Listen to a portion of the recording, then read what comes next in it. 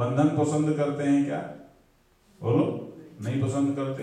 तो जितनी मात्रा में जहां बंधन, हमें बंधन में रहना पड़ता है, उतनी मात्रा में तनाव होता है कि नहीं होता है? तनाव होता है। अब यदि हम ये समझ लें कि भाई मैं तो निर्बंध आत्मा हूं, मैं तो नित्य शुद्ध हूं, मुक्त हूं, और मैं तो कभी बंधता ही नहीं हूं, यदि हम ये समझ लें तो बंधे हुए होकर भी हम मुक्त रहेंगे। ध्यान देना, हमें नारायण राम जन्मभूमि के प्रकरण में जेल में जाना पड़ा है, तो हमें नहीं लगा कि हम जेल के भीतर आए, बिल्कुल नहीं लगा, क्योंकि ऐसे अब ये आकाश यदि जान ले कि मैं महाकाशी हूं, तो दीवारें घिरी रहे तो भी महाकाश है, दीवारें घिरी होने से ये महाकाश नहीं है क्या? तो भी महाकाश है। ध्यान देना। तो ये और यदि आप संसार के तल पर चाहें कि हमें गुलामी ना हो, तो कोई भी शरीरधारी ऐसा हो सकता है जो किसी का गुलाम ना हो? बोलो, शरीर के तल पर आप गुलाम ना हो, ये संभव है क्या? अरे बाबा, जाने किसकी किसकी गुलामी करने का, इधर ये चाहिए तो ये चाहिए तो ये चाहिए तो ये चाहिए, ये गुलामी। लेकिन यदि आप अपनी आत्मा को जानते हो जो सदैव मुक्त है, किसी का गुलाम हो ही नहीं सकता, तो फिर ये जो गुलामी है ये आपको आभास क्षेत्र की जरूरत मालूम पड़ेगी, आपको बंधन नहीं मालूम पड़ेगा। तो ये अध्यात्म की दृष्टि। अब ये जो सत चित आनंद और के सत अस्तित्व, चित ज्ञान और आनंद सुख, कि इनकी पूर्णता का बोध होने से इस क्षेत्र का तनाव समाप्त होगा, ये हुआ अध्यात्म। और आत्मा पूर्ण है, पूर्ण है, इसका बोध होने से आजादी की और गुलामी का जो झंझट है ये समाप्त हो जाएगा, फिर आप किसी का अपने को गुलाम नहीं मानोगे।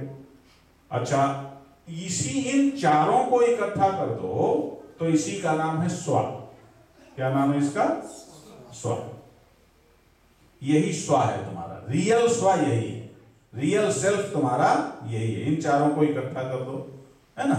और एक चीज और इनमें होती है कि वो भावना से जुड़ी हुई, कि वो चीज क्या है कि तुम सब प्रेम चाहते हो कि नहीं चाहते हो? बोलो, चाहते हो।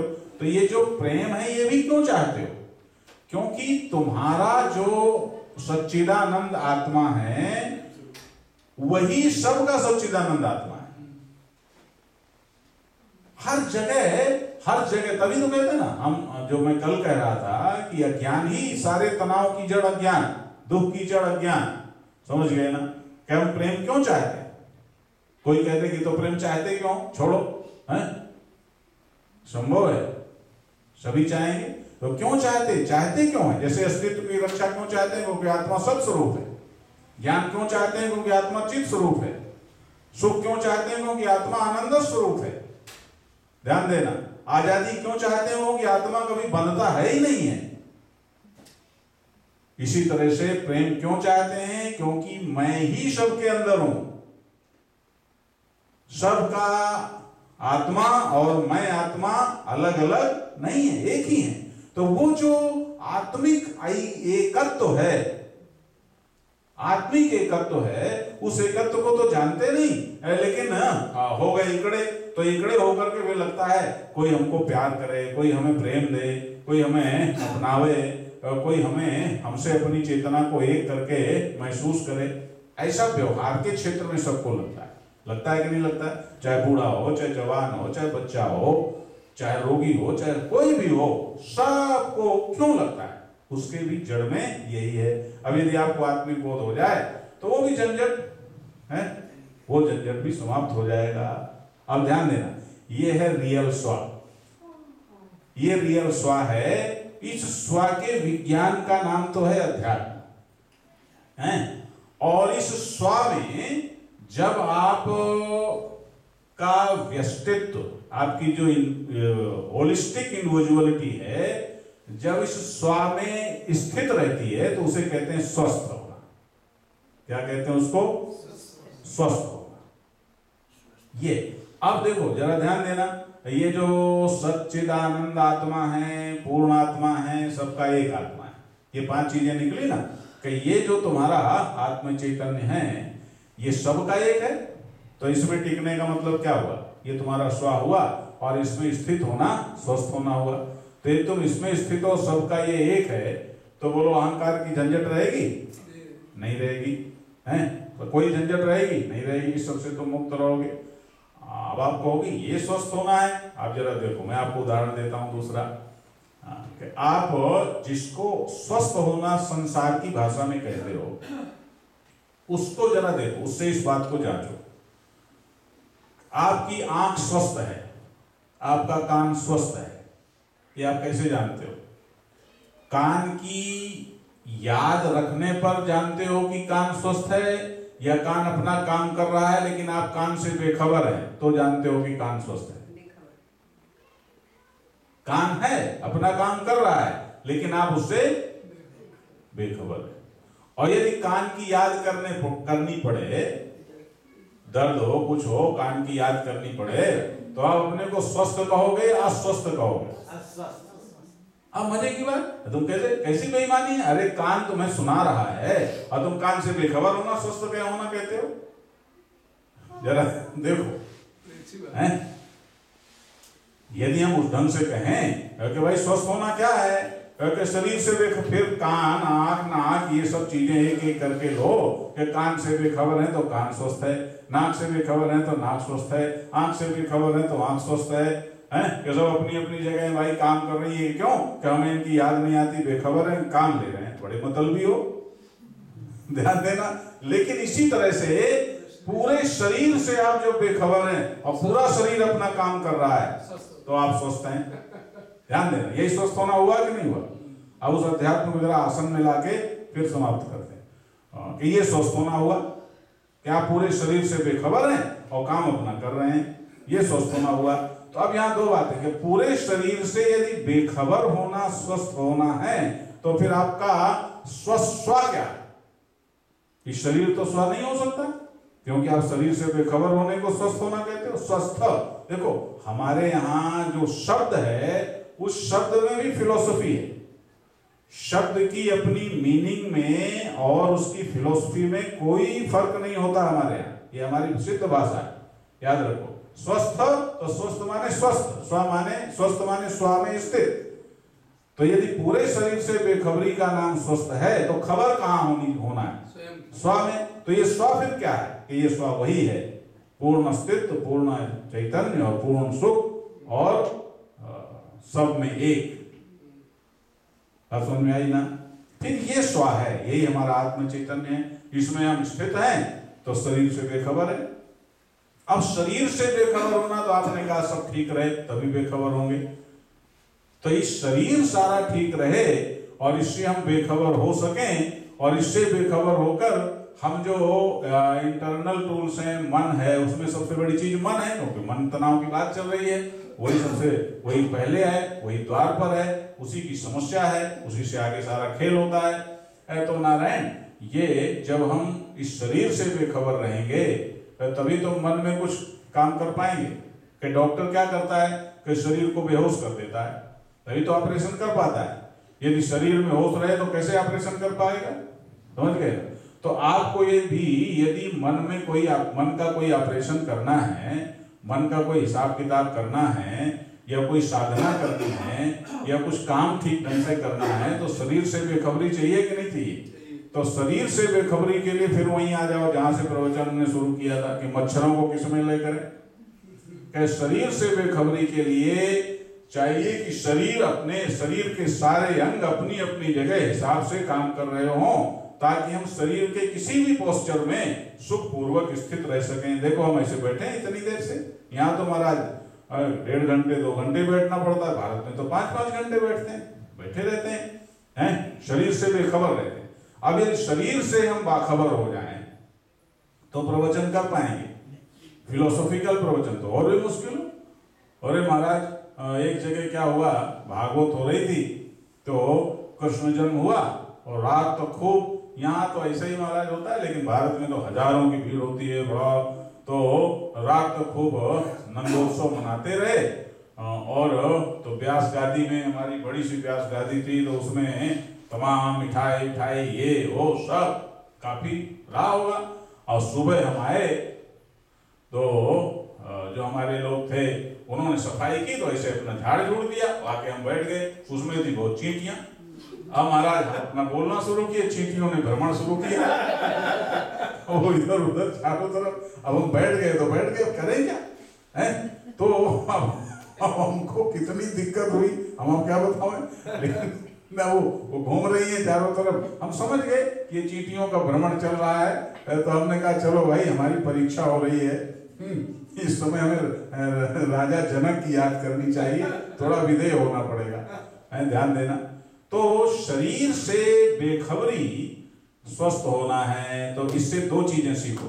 पहली चीज तो ये सीखो कि तुम्हें शरीर का अभिमान ही तो टेंशन देता है कि नहीं देता है। तो पहली चीज तो ये तुम जानते हो, लेकिन उसमें स्टैंड भी करो ना बाबा।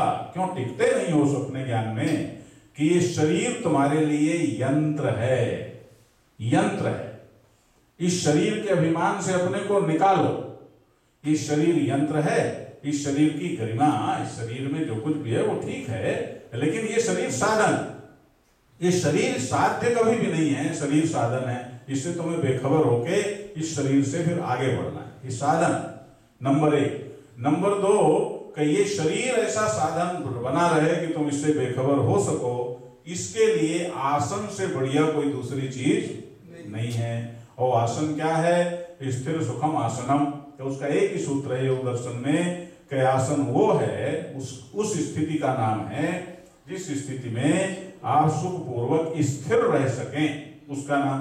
कब इसके लिए देखो योग दर्शनकार ने तो इतना कहा, लेकिन बाद के लोगों ने इसके लिए शरीर के हर क्षेत्र के तरह तरह के हैं वो आसन बताए।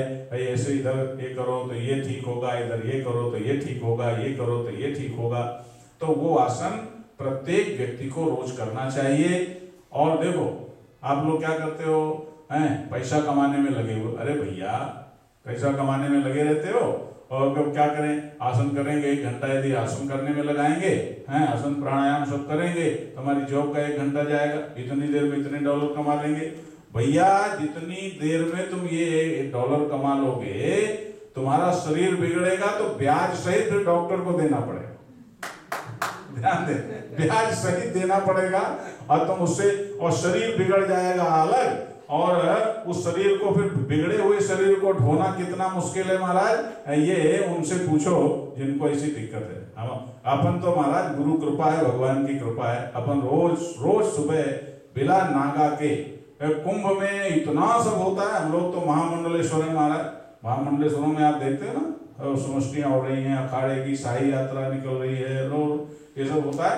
लेकिन हर हाल में हम उस नियम को कोई उसमें समझौता नहीं करते, कोई समझौता नहीं करते, वो हम करते हैं।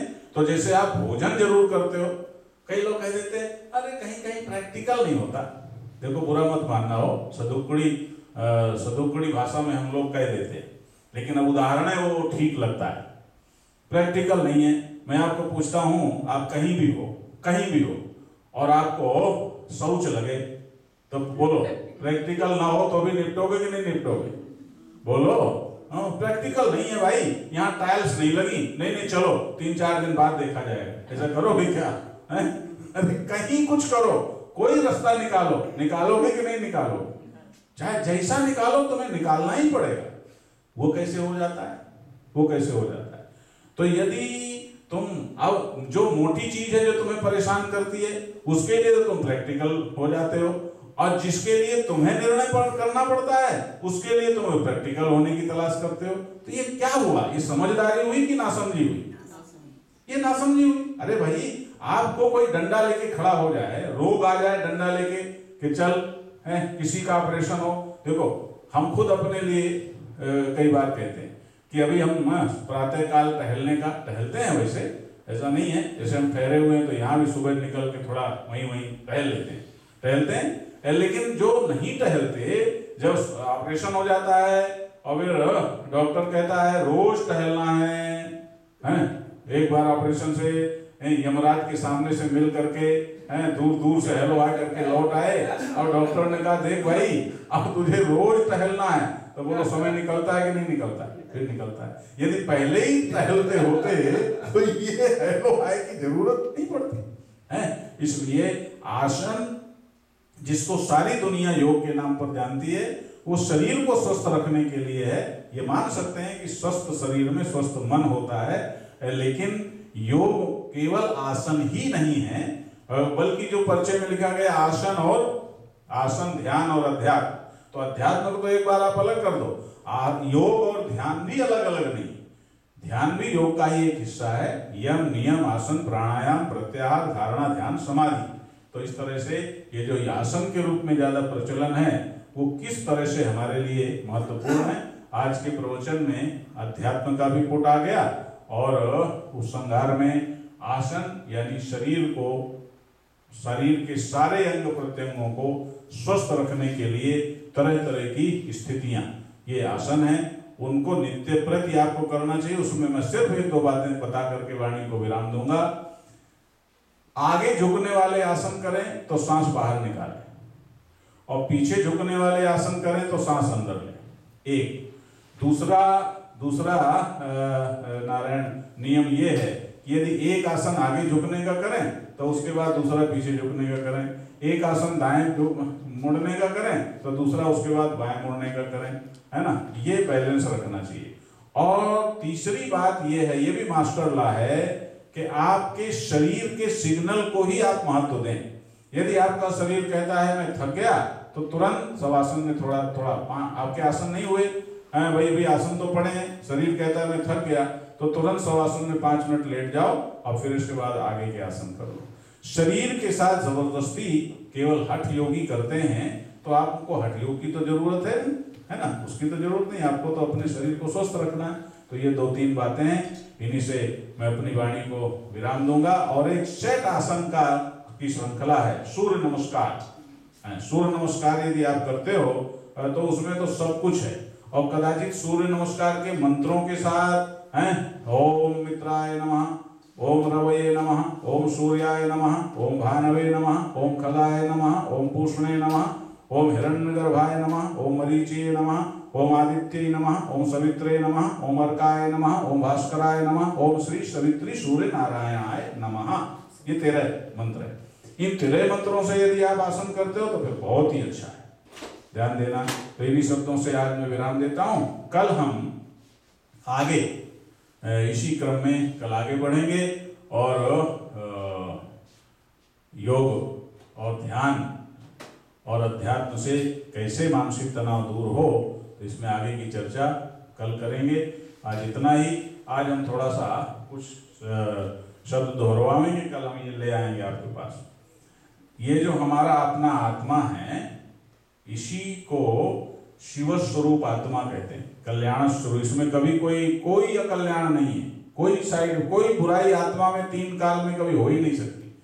तो यही मेरा अपना आत्मा कल्याण स्वरूप है, उसी को शिवोहम बोलते हैं। तो सभी दोहराएंगे, शिवोहम शिवोहम शिवोहम शिवोहम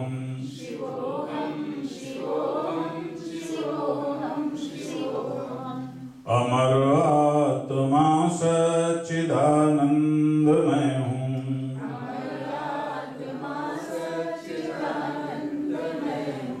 अखिल विश्व का जो परम आत्मा है,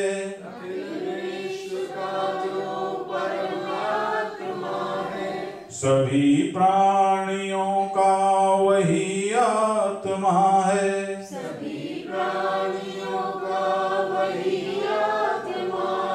वही आत्मा सच्चिदानंदमय हूँ,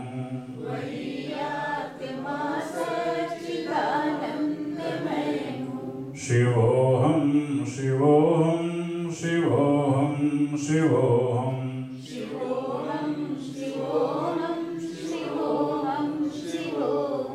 जिसे शस्त्र काटे न अग्नि जलावे,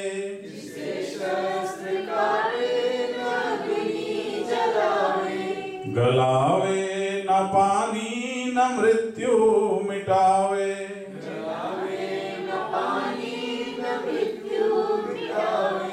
वही आत्मा सच्चिदानंदमय हूँ,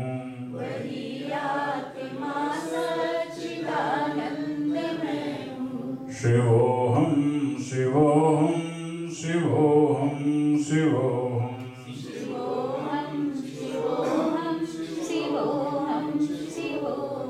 अजर और अमर जिसको वेदों ने गाया,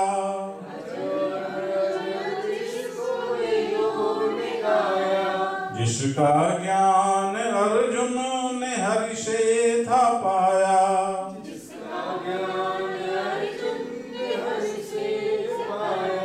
वही आत्मा सच्चिदानंद मैं हूँ,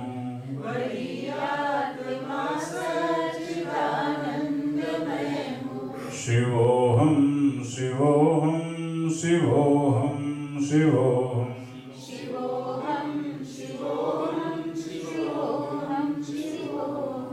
अमर आत्मा है विनाशी है काया,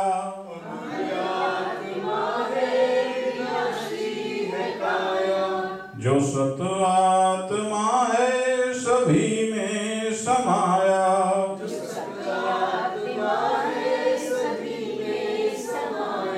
वही आत्मा सच्चिदानंद मैं हूँ,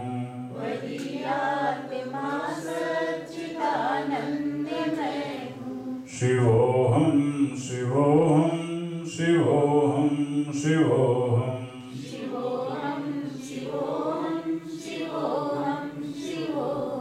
है चंद्र में सूरज में आभास जिसका,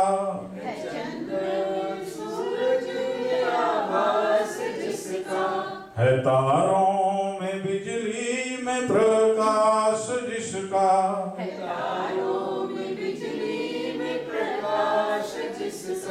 वही आत्मा सच्चिदानंद मैं हूँ,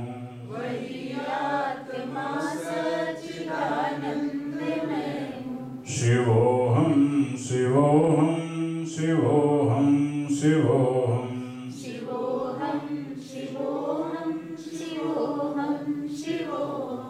नहीं तीनों कालों में हो नाश जिसका,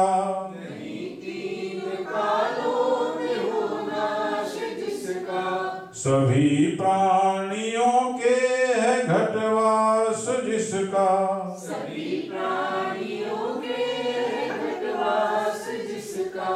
वही आत्मा सच्चिदानंद मैं हूँ,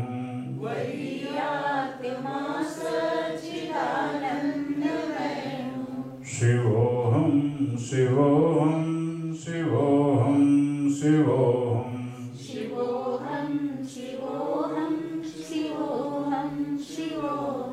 अमर आत्मा सच्चिदानंद मैं हूँ,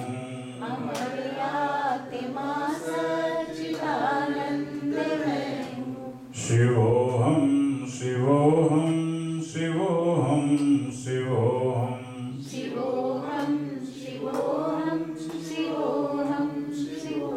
बोलो सच्चिदानंद भगवान की जय। ओम शांति शांति शांति। अब सब लोग आती है, हो गया बस ठीक है। सब लोग भोजन प्रसाद ग्रहण करें। कल फिर ठीक 7 बजे मिलेंगे। ओम शांति शांति। कल 7 बजे उस हॉल में होगा, फिर परसों इसमें होगा। अच्छा, कल मंदिर में होगा। कल मंदिर में होगा, मेन मंदिर में होगा। परसों फिर मतलब आप देख लेना, 2 ही पे जगह है। और हम स्वामी जी का बहुत आभारी हैं, इतना अच्छा से हमें गूढ़ तत्व को, कठिन तत्व को उन्होंने किस उदाहरण दे करके, और योग और आत्मा और अध्यात्म दोनों का कैसा सुंदर विवेचन किया है। इस तरह का विवेचन हम तो कभी नहीं सुने हुए हैं, इतने दिन से हम मंदिर में हैं। तो आप स्वामी जी के बड़े आभारी हैं कि उन्होंने समय दे करके इस पोस्ट से यहाँ आए। तो आप लोग आते रहना, आपको ज़रूर लाभ होगा। और लोगों को करना, आप दोस्तों को भी लाना, अपने लोगों को। कहा जाता है कि सत्संग में जो 1-2 आदमी को लाता है उसको डबल पाएगा, डबल पुण्य। तो हम स्वामी जी से फिर आप लोग, स्वामी जी महाराज की जय। उनका प्रोग्राम पहले से फिर अच्छा चलो ठीक है, कल वहाँ मिलेंगे, मंदिर में मिलेंगे। Bye bye. अरे प्रसाद तो लाओ, प्रसाद कुछ नहीं क्या? महाप्रसाद भोजन प्रसाद प्रसाद आपका भोजन नहीं है। प्रसाद मंदिर में रखते हैं। अरे भाई हमारे हाथ में खुजली होने लगती है कुछ बांटने का। चलो कल से कोई ना कोई ले आना। अच्छा